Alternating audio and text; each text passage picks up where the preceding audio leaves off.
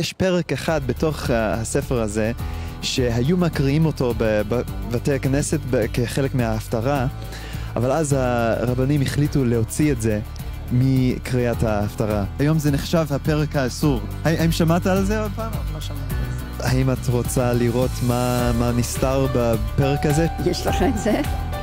יש לי פה בתנ"ך. צריך לדעת כמה שיותר על זה, האמת היא. בעצם בגלל זה אנחנו עושים את התוכנית הזאת, כי רוב האנשים לא קראו את הפרק הזה בכלל, כי לא קוראים את זה עוד בבתי הכנסת. הפרק הוא ישעיהו נ"ג, נבואה מאוד חשובה על מי המשיח יהיה, ולמשך 1,700 שנים, מאז שהוא כתב את זה, כמעט כל הרבנים וחז"ל האמינו שזה פרק שמדבר על המשיח. בעצם גם בתלמוד, בסנהדרין צ"ח, גם ילקוט שמעוני, הזוהר, הרמב"ם, האמינו שהפרק הזה מדבר על המשיח.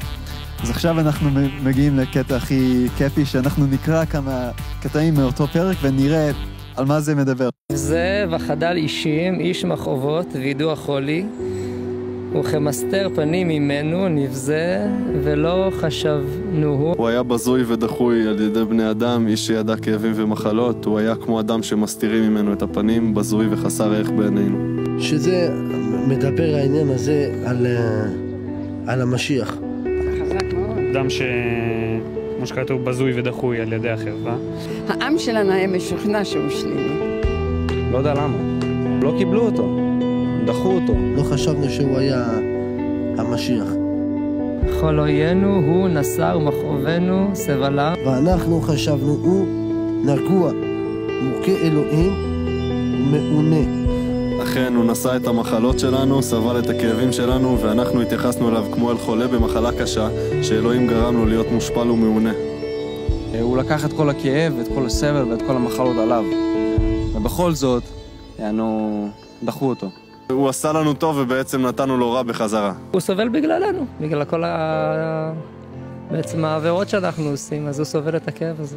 הוא נתן לנו מעצמו, הוא סבל בשבילנו, הוא לקח את המחלות שלנו, את כל החטאים שלנו. מעוצר וממשפט לוקח את דורו, מי ישוחח, כי נגזר מארץ חיים, מפשע עמי, נגע למו.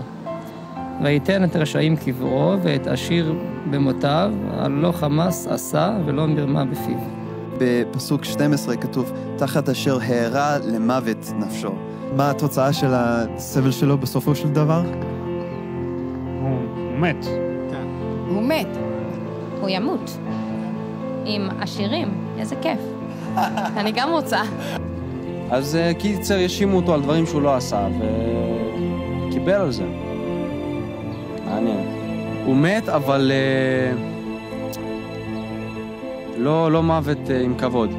קודם כל, האם זה משהו ששמעת על המשיח, שכל הדברים האלה אמורים לקרות לו? לא. זה לא. יש גם את התיאור הזה, לא רק בפסוקים אלה, אבל גם בזכריה, בדניאל, במקומות אחרים, וגם הרבנים העתיקים הבינו שהמשיח אמור לסבול. והוא מחולל מפשענו, מדוכא מעוונותינו, מוסר שלומנו עליו, ובחבורתו נרפא לנו. כולנו כצאן טעינו, איש לדרכו פנינו, והשם הפגיע בו את עוון כולנו. אבל הוא נפצע בגלל הפשעים שלנו, בגלל החטאים שלנו, הושפל, נענש כדי שלנו יהיה שלום, ובזכות הפצע שלו נרפאנו. כולנו עבדנו כמו צאן, כל אחד מאיתנו פנה לדרכו, אבל אדוני הטיל עליו את האחריות על החטאים של כולנו. הבנתי, על פי הפסוקים, כאילו הוא יספוג את החולי והרוע שלנו, וזה ירפא אותנו, והוא בעצם יהיה בן אדם שנענש, שהוא ייקח על עצמו את כל אוקיי. ייקח את כל העוונות שלנו, ואת כל המכאובים, ואת כל מה שעברנו. הוא לקח על עצמו את הכל.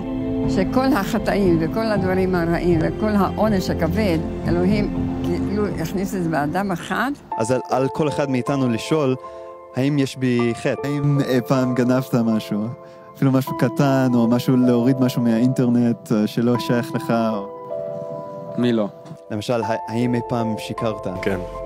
בוודאי, כל אחד משקף. גם אני לא זכאי בזה. האם אי פעם חמדת? כן. ברור, אני חוטא גדול.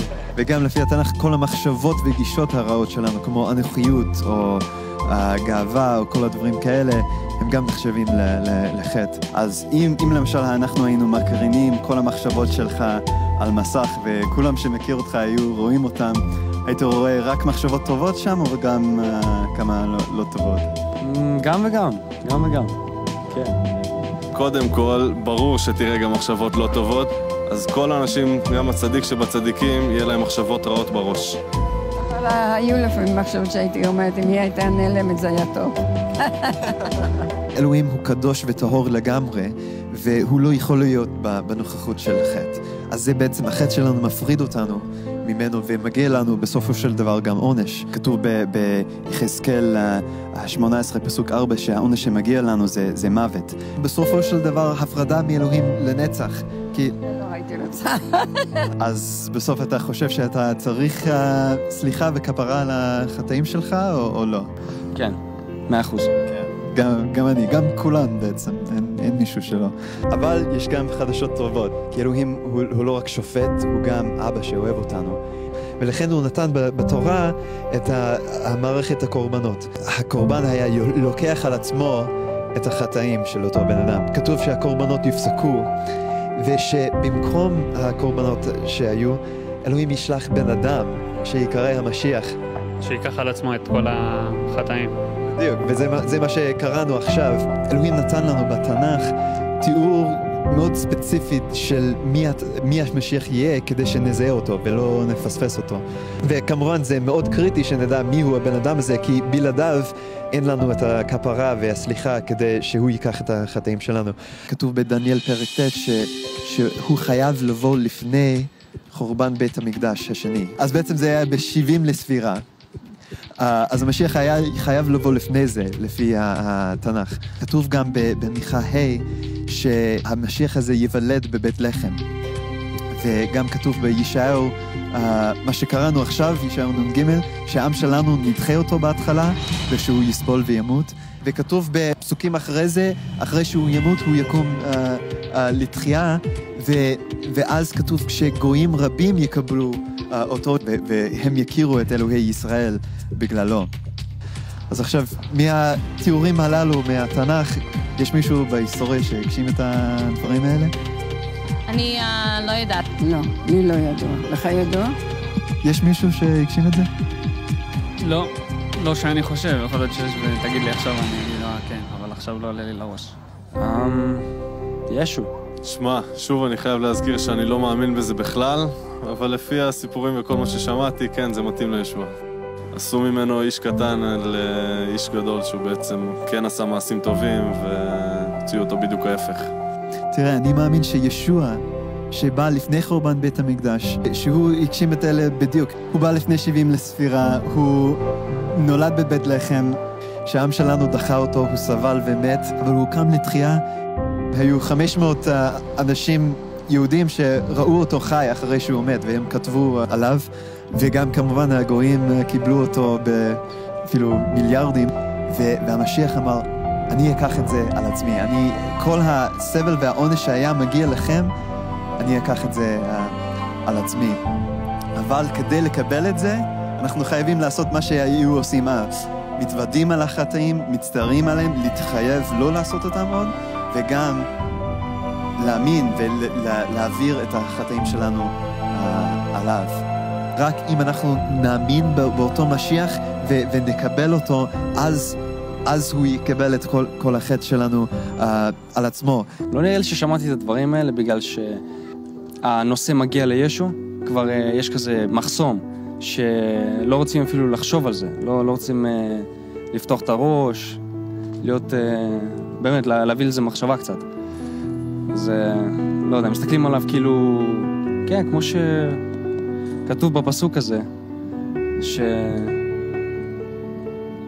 שדחו אותו.